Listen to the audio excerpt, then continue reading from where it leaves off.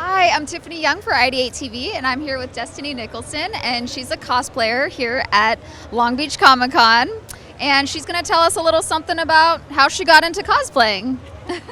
Tell us about that story. How did it start? It actually started, my mom taught me how to sew when I was only 6 years old, and we grew up always making our own Halloween costumes, and I was involved in theater and productions and things like that.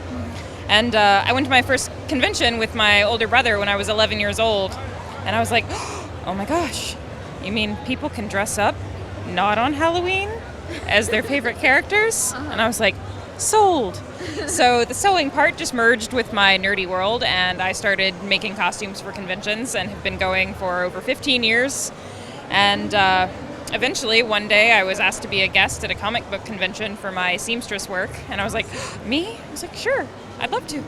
And so I've been doing it professionally now for over 7 years, judging cosplay contests and doing panels to help others learn skills for cosplay. Oh, and that's amazing. Here I am. Very cool. And you model all of your costumes as well. Very cool. Yes, I do. I make and model them all myself. Very cool. How do you pick the characters? Do you see the character and you're like, I'm going to turn that into a costume? I do. The characters that I choose to portray are ones that all have a special meaning to me, from things that I grew up loving or have sentimental value, or characters that I relate to, and that's why I choose to bring them to life.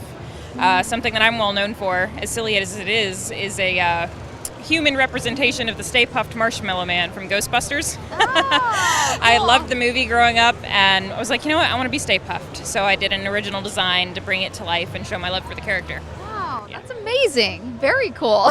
I love your story. And your outfit today. Tell us about that. This is Kitty Pryde, Shadowcat from X-Men.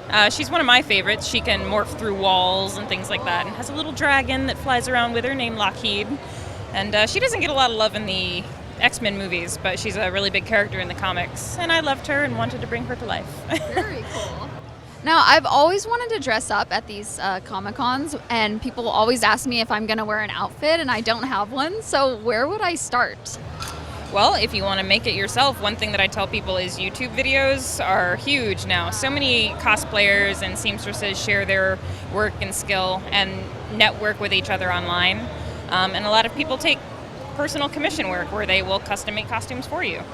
Or if you just want to run down the street to the store and pick stuff up and hot glue it together, you can do that too. Very cool. But whatever suits you and whatever you're comfortable with, just do what makes you happy and have fun with it. Okay, that sounds cool. And your makeup is on point too.